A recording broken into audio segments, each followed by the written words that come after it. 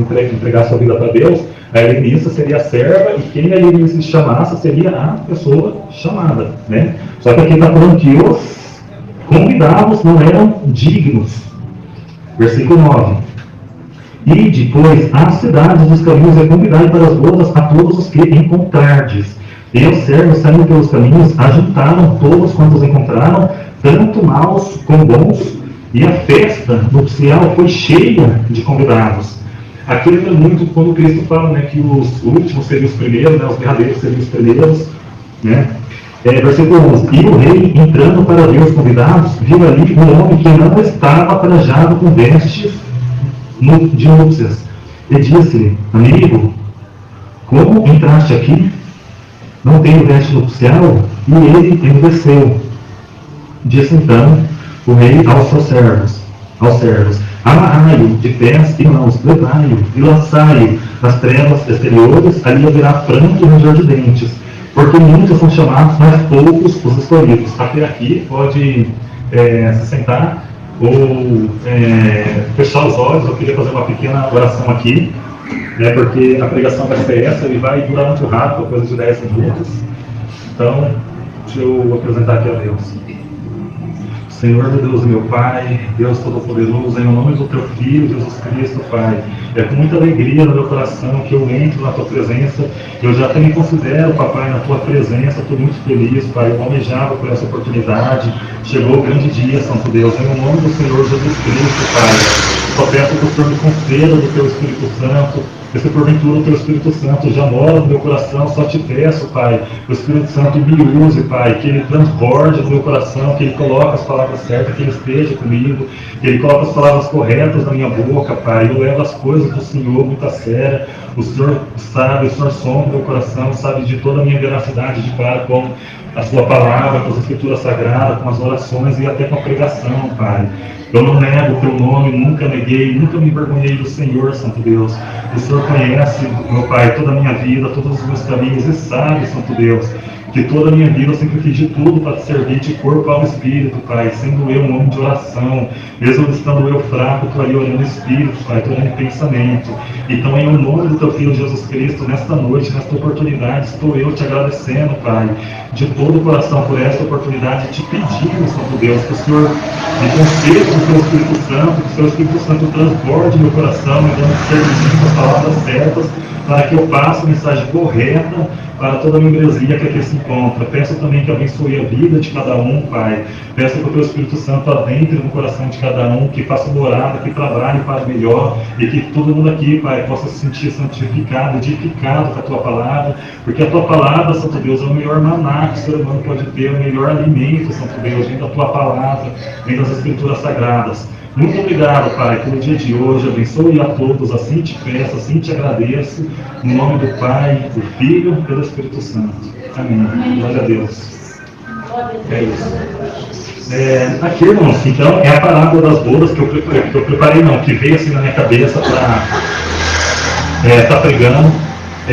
Aqui é uma história, nossa, irmãos, de uma riqueza muito grande, só porque eu quero estar me atentando aqui à importância da gente entender o que seria essa parábola das bodas e, assim, a importância da gente não ficar apenas, irmãos, como chamado. A gente pode, irmãos, fazer uma transferência para sermos os escolhidos, os eleitos. Para quê? Para entrarmos nas bodas. É muito interessante, irmãos, estar falando isso, porque antes de eu estar entrando aqui, nossa, eu tenho tanta coisa para estar falando que eu tenho até medo de sair atropelando tudo. É muito interessante estar falando isso, irmãos, porque a palavra de Deus, ela se junta entre si, né? Um livro justifica o outro, uma história justifica a outra. Por exemplo, na história das 10 virgens, né, que 5 eram prudentes, as outras 5 eram mestras ou loucas ou imprudentes. É muito interessante, irmãos, a gente ler com os olhos espirituais, porque aquelas que ficaram para fora, porque não tiveram azeite, não tiveram, irmãos, oportunidade para entrar no casamento, mesmo chorando, pedindo perdão. Senhor, abra-nos a porta. Não foi aberto, irmãos, isso aqui é muito sério. Quem ficar para trás, eu ia falar isso até no final, quando eu ia juntando ali as peças para estar encerrando. Mas eu já vou falar logo aqui de cara, quem ficar para trás, irmãos, vai morrer. Quem não subir no arrebatamento, se ter que enfrentar a grande tribulação, irmãos, vai ter que morrer. Quer se salvar? Você pode fugir, pode, fuja, tomar que dê tudo certo, não pode para pegar a capa, caso você esquecer. A palavra de Deus fala sobre isso, mas a gente sabe que a terra vai estar inabitável. Aquela promessa de Cristo em Apocalipse, capítulo 3, versículo 10, justifica bem que a terra vai estar inabitável. Como guardaste a palavra da minha paciência, assim eu também guardarei da hora da tentação que há de vir sobre todo mundo, para habitarem aqueles que habitam na terra. Quer dizer, a tentação ela vai ser no mundo todo, não vai ter escape, vai ter grupos, vai. Né? Por exemplo, os irmãos amam de coração, os irmãos pós-tribulacionistas, não é o meu caso, amo muito eles. Eles falam que toda, irmãos, a igreja vai ter que passar pela grande tribulação. Mas não é isso que o Apocalipse diz. Não sei se é 16 ou 20, fala que quando cessasse o número, quando completasse o número de pessoas que deveriam ser mortos, o número de mártires que deveriam ser mortos daquela forma, aquele tipo de morte iria cessar. Quer dizer, em grupos, né? Ou seja, os arrebatados, tem as primícias, depois tem o arrebatamento da segunda, que a gente comenta, né? Tem uma mulher que foge para o deserto, a gente acredita que seja a mulher que a igreja quer deixar para trás, que foge, que vai ser guardada por durante 1260 dias no deserto. Tem os judeus que vão aceitar a marca da besta, tem os judeus que não vão aceitar.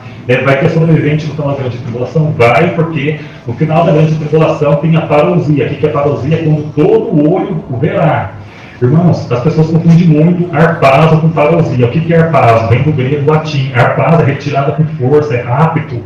Por que é retirada com muita força? Para livrar a igreja do perigo iminente. Mas por que a igreja não passa pela grande tribulação? Porque a igreja nunca negou a Cristo como Filho de Deus.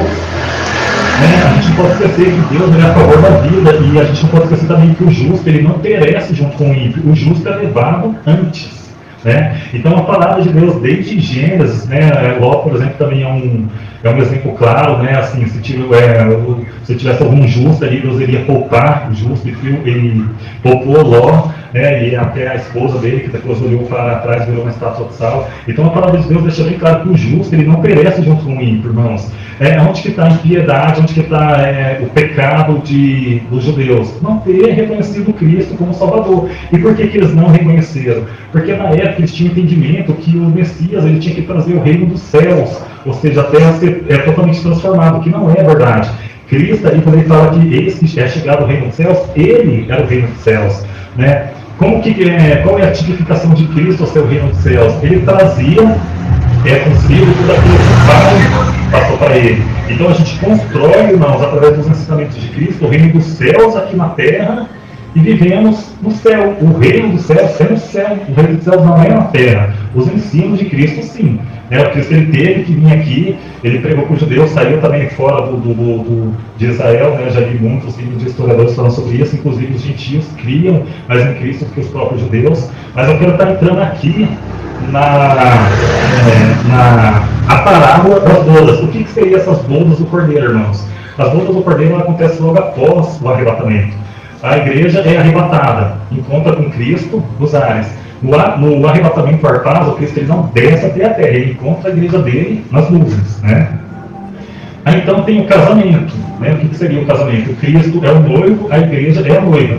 Então a gente já chega lá nas nuvens com um novo corpo, com novas vestes, a gente se casa com Cristo, tem as bodas do Cordeiro e depois a gente ainda recebe o nosso galardão. A gente reina com Cristo por durante 7 anos. E depois a gente desce, assim como está escrito em Ezequiel 7,13, e a gente acaba, Cristo ele desce ali na porta principal de Jerusalém, só que ele vem como cavalo, porque quando ele vem pela segunda vez na parousia que todo olho verá, ele vem como rei. Então ele prende Satanás e falso profeta debaixo das águas por durante 1000 anos para ele poder governar.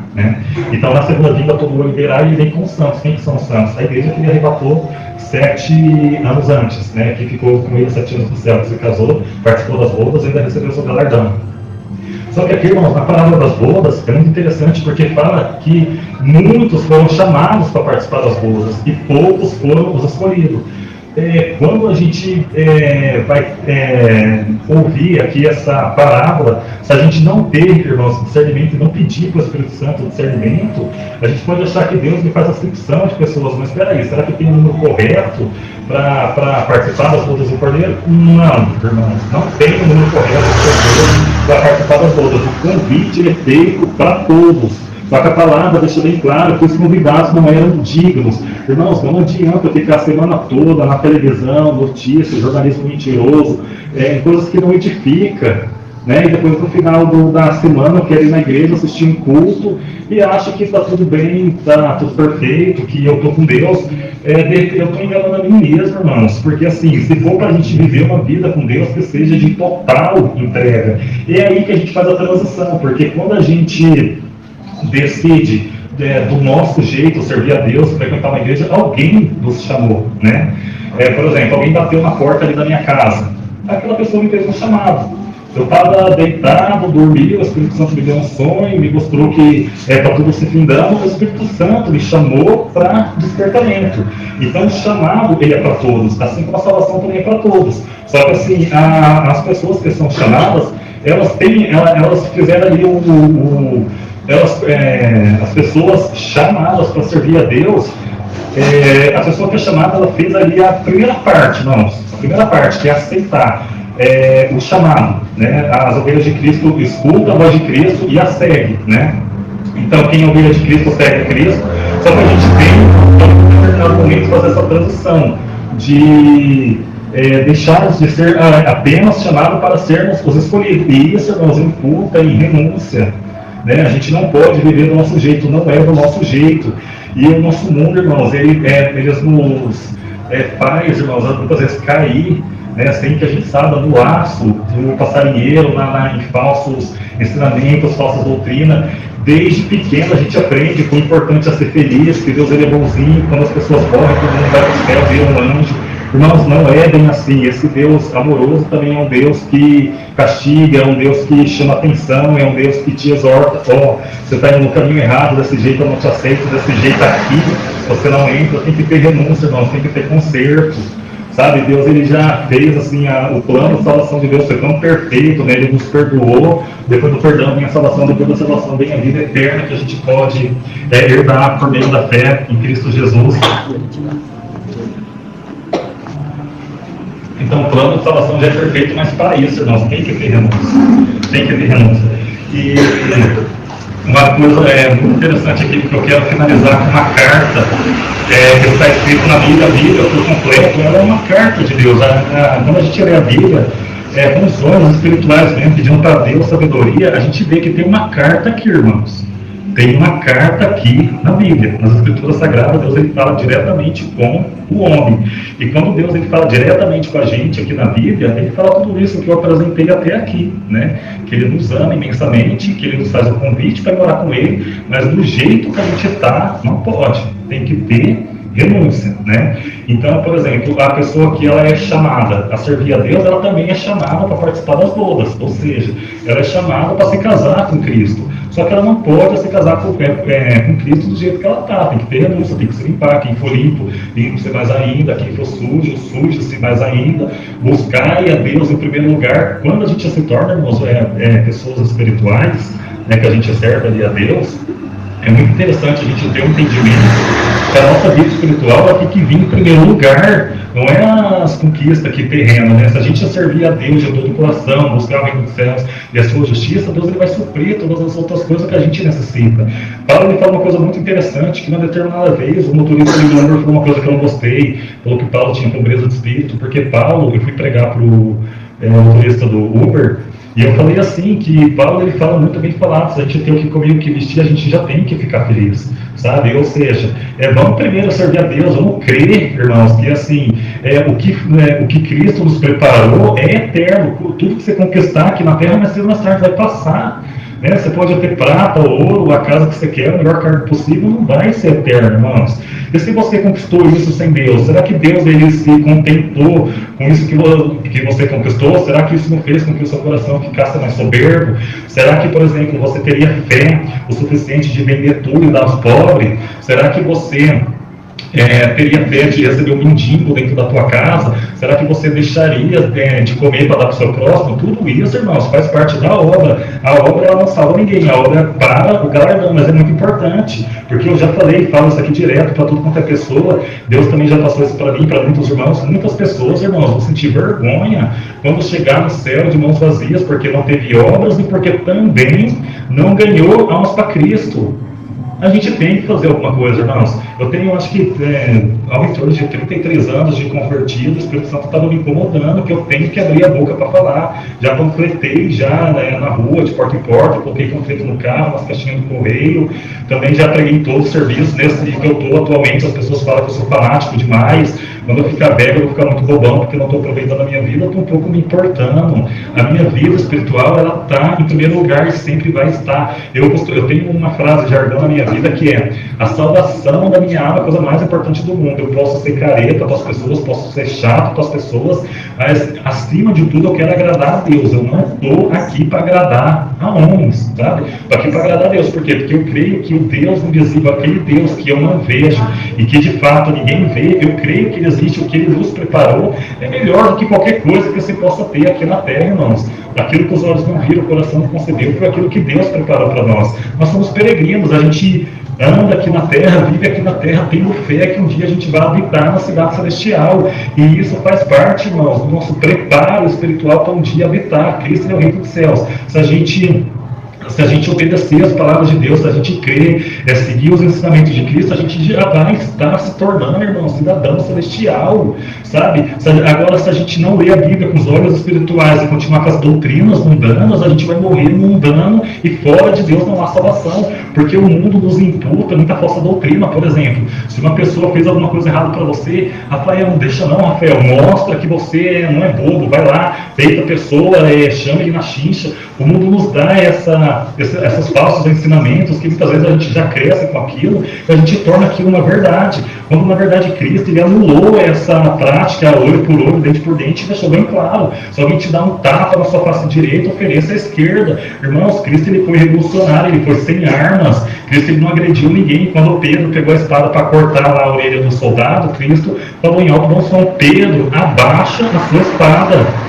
Sabe, a gente tem que ser espiritual, irmãos, a gente não pode, que não saia. Paulo também fala isso, eu acho isso muito interessante, serve muito para os dias de hoje, que não saia, irmãos, nenhuma palavra de nossa boca que não seja para edificar o próximo. Agora aqui a gente fica até imaginando, olha só onde que a gente vai morar, porque o reino dos céus, ele não é um lugar de tristeza, é um lugar de alegria.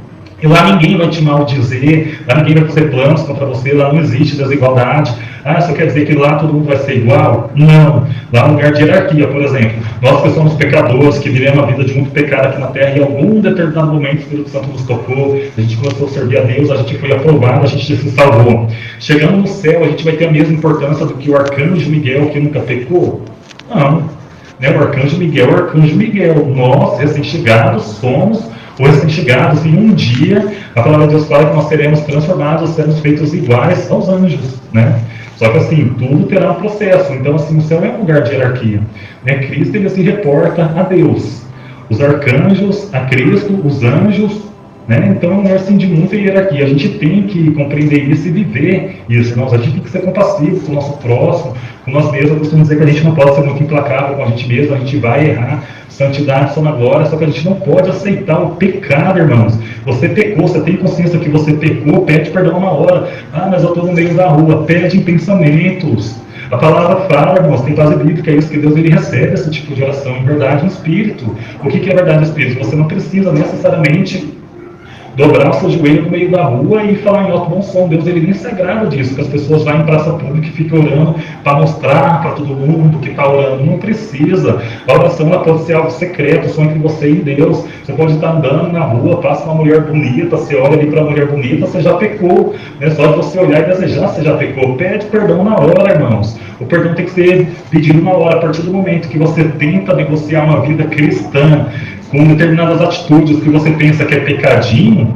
Você está pensando que você está ludibriando a Deus, mas você está enganando a si mesmo. Isso aqui é muito sério, porque às vezes, por pequenas coisas, as pessoas não vão entrar no céu. A palavra de Deus até fala que tinha um homem que era muito bom, fez muitas bondades na terra, mas por não ter aceitado a Cristo, não pôde herdar o reino dos céus, irmãos. Isso tem base bíblica. Então, aqui a palavra de Deus, o que é muito legal, é que esse plano de salvação ele é muito bem explicado. E olha, irmãos, que no tempo de Cristo era mais de 500 livros, né? Tanto é que Cristo, antes dele atingir a maioridade, na época, atingia-se a maioridade com 30 anos, aí depois um rapaz que tornava-se homem perante a lei, podia sair de casa e, enfim. Então Cristo, ele estudou até os seus 30 anos, né? Ele foi muito em muitas escolas, né? Ele lia livros, ele estudava como que funcionava o governo do homem, como que funcionava a lei do homem para que ele pudesse bater de frente. E Paulo fala que a gente tem que estar o tempo todo preparado para responder todas as perguntas, porque a gente vai sofrer esse confronto, né? E as pessoas do mundo só esperam a gente ter uma falhinha, às vezes um escorregãozinho para deixar a gente desacreditado, né? Que crente é você. Só que a palavra de Deus fala, irmãos, não é aqui o nosso caso, né? Pelo menos eu acredito, e acredito de todo o coração. A palavra de Deus fala que viria escândalos, mas ai de quem, por quem vem os escândalos. Então a gente tem que tomar cuidado com isso. Quando a gente vai servir a Deus, que servamos de todo o coração, que façamos tudo corretamente, não permitimos, irmãos, que os escândalos entrem na nossa congregação, porque além de a gente estar dando mau testemunho para as pessoas que estão de fora ou para as pessoas que estão chegando, a gente está dando também um péssimo testemunho para o mundo e vai ter cobrança.